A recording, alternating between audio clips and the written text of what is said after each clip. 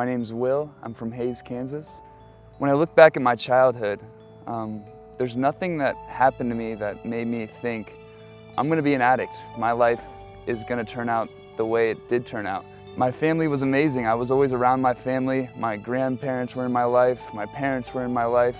My aunts and uncles were in my life. And they all spent a lot of time with me.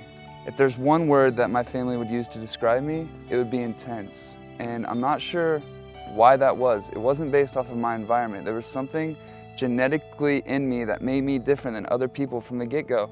And ever since I could remember, it went from Barney to four-wheeling to shooting a BB gun to fishing to playing soccer. And it was like whatever gave me the most joy is what I was most into, like most obsessed with. I remember in 5th grade, had gotten into this game called World of Warcraft, and from the moment I started playing this game, I was hooked. And all my friends were playing it, and it was the cool thing to do, I guess you could say.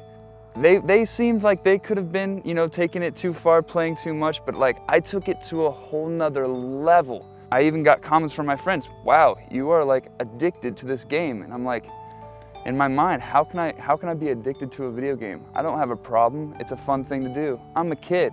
And surely enough, it took everything away from me. It took my fitness away from me. It took my grades away from me. And eventually it took my family away from me. And this is before I even fell into substances. The first time that I drank alcohol was at a friend of mine's house. I had been hanging out with them for a while.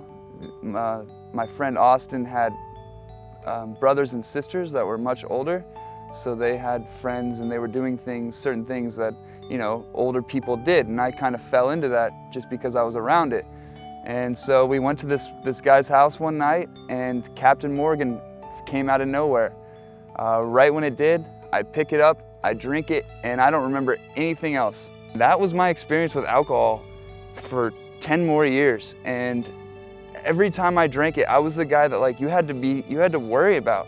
Not that I'm like physically much crazier or stronger than most people, it's just like it turned me into something where I had no control of myself. I go from 5th to 7th grade stuck on World of Warcraft, and then that same group of friends I was doing World of Warcraft with, we started drinking, and then all of a sudden marijuana came into play, and it was like, oh, this is something new, and why not? There's a bunch of attractive women around me. I'm gonna smoke marijuana, and there's nothing more to be said about it. Like the ritual of it was what was addicting. Like the effect of marijuana like never intrigued me. I was never happy about it. Like I felt stupid. My cognitive functions were always slower and my memory was always impaired. But like the ritual of it and being connected to a group of people that were into the same thing made me feel like I was connected to them. But if you take the marijuana out of the equation, I probably wouldn't have been in that group of friends. Like there was nothing else but the drug there. And then when you take the drug away, like they would all go separate and do their own things. And that's what really led me into selling drugs, was because I had this giant source of substances, and it would bring people all around, and it made me feel like, I had something to offer the world. It made me feel part of, I guess you could say. Eventually, after being involved in selling drugs, the word got out, and I was living in a small town at the time.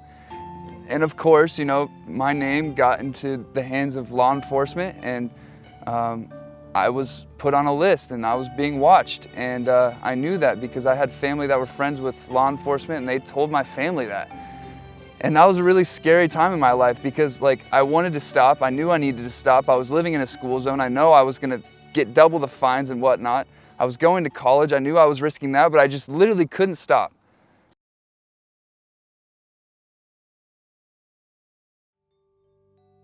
Like someone like me should not be able to stay sober the way I'm wired. I'm just extremely intense. I push people away from me, and eventually I use because of that. And so it's getting better and better and better. And finally I'm at a point in my life now where I'm employed, people enjoy being around me. I'm stable enough not to be so intense and so incredibly hooked on everything I do. Of course I'm still an addict and I still enjoy doing things, excessively, but it's not like the level it used to be. There's extreme progress there. Jason always tells me, he's like, I'm always gonna be addicted to something. I needed guidance on what to be addicted to. That's just the way I'm wired. I'm gonna be hooked on something but it's got to be something healthy.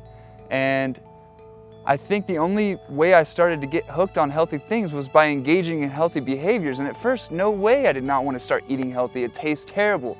No way did I want to do excessive amounts of cardio. It feels terrible battling the depletion of oxygen in your body. But eventually, the result is you can run further. And the result is you look better by eating healthy. And the result is you feel better by, practicing spirituality, meditating, doing yoga. And after a sudden, it's like a snowball effect. Like, I just buckled down, and I remember it's like that feeling of, first doing football season just beginning, and like the cardio is just so tough and you want to fall over and vomit, and the weight of the helmet and the pressure on the helmet is just so painful, but eventually the pain of the helmet disappears and the running isn't so bad. And that's the same snowball effect that I experienced in recovery by engaging in all these healthy behaviors once again. I've been to probably 4 or 5 treatment centers now.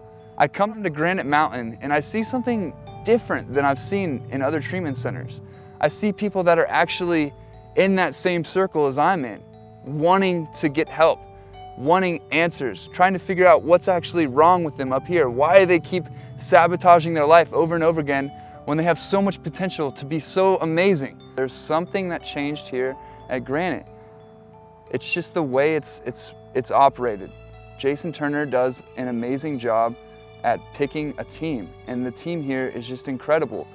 They all have experience with addiction, they're all addicts, and they're all people that have extreme passion. You don't get this sense that it's about the money here. It's about service, and it's about helping the addict recover. And that is the main purpose